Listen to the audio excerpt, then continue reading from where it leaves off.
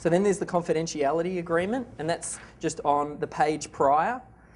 And there's a copy of the one that we use. All of these things are ready for you to just cut and paste, rework for your own business.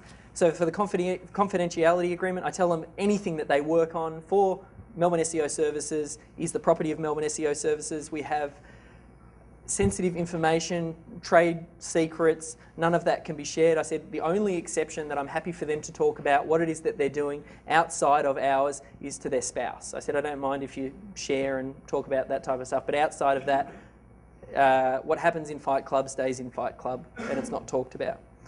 So that's the confidentiality agreement, so they get sent all of these documents before they start.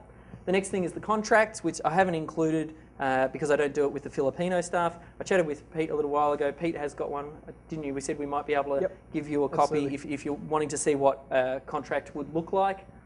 Then the contact details sheet, that is just after the expectations. That's just what we use. I asked for their PayPal address as well, how they want to be paid. When I work with a particular outsourcer, I'll typically speaking use PayPal. And then, like we were talking about, we'll use it in USD. Maybe we'll have a look at doing AUD as well. And some of them, if they're a full-time staff member, then I prefer to pay them through PayPal. If they're out-tasker or outsourcer, I don't mind paying them, or out-tasker probably, I'd say I don't mind paying them through a rent-a-coder or vWorker bonus. That's the other way. But really, they're kind of the two ways that I do. I don't worry about doing direct deposits into their bank account or anything like that.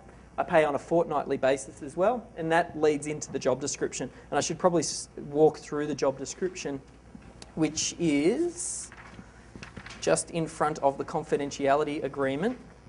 And the job description, so you insert their name, their title, let them know, the job status, it's full-timer, when they're going to start work, and then here's hitting what Pete was talking about. We let them know it's a $4 an hour job for the first 3 months, and then should they be successful and offered a full-time position, then they'll be offered, it'll go up to $5.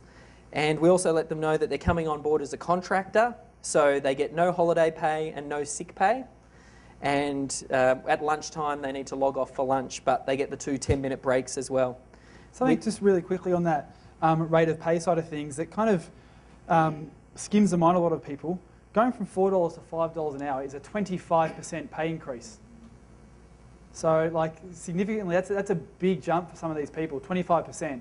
So just keep that in context. It's $1 to us, but it's 25% to these people in some of these countries. So it makes a big difference to sort of up it by $1. Particularly, you think, an extra $1 an hour, in 3 months' time is nothing. But to these people, it's 25%, which is a big motivator, carrot for them to work hard. So. Yeah. We pay them on a fortnightly basis as well. And then there's the job description. And this is a good example of one that we did. I think this might have even been MJ's job description. So we can go through those, pretty much just details. Now, my job descriptions, I don't know how you write job descriptions. Mine probably aren't as in-depth as yours. With your job descriptions, what do you do? What I often do as well as some of the job descriptions in certain aspects is take what Dave mentioned in the previous session about actually the 40-hour week. Actually, part of their job description is this is an example week of what you'll be doing. So not only is there here's the overview task, this is how your week would break down. To actually help clarify it in your mind as well as theirs. I know Dave mentioned it before, but it just helps you to ensure that exactly these people are going to be doing on a weekly basis for you. So it sort of just helps reinforce that this person is going to be valuable for you, but it just helps them as well get some clarity on how their week's going to be broken up so they can kind of get some milestones too of what percentage of each day would be based on each of the individual tasks. And you put little clauses in there saying this is subject to change and things like that, but that's something else we do as well. Cool. And then on the flip side of that page as well, this is important. We make sure that we tell them they need to work a minimum of 8 hours, which really substitute that number based on how many hours they're working. Monday to Friday, meal breaks again not included. Then we say, for me, I'm a bit more flexible. The good thing about working with people in the Philippines is that they're in the same time zone as us, or not the same. It's only a few hours difference. A lot of these Filipino staff are familiar with big corporates like Coca-Cola or someone based in the States outsourcing to the Philippines where they're required to stay up till the middle of the night. And they'll do it because they're making $5 an hour, which is really good for them, but they don't like the lifestyle of having to work through the night.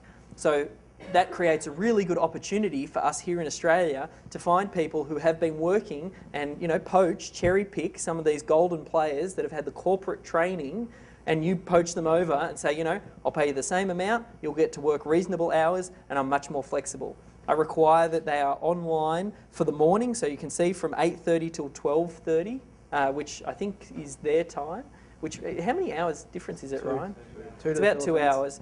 So I'll require that they're there for at least 3 hours available on Skype, and then outside of that, I don't mind if they're off and on, and some of them have got kids, so someone might log off during the day and then come back and work in the evening. I'm not too stressed about that. It's up to you. There's other measures that we put in place to make sure that we're getting the productivity out of them, which I'll go through, because I feel like that's the biggest hurdle that a lot of people have when working with a virtual assistant, is thinking, am I going to be getting value for money here? And I can show you how that we do that.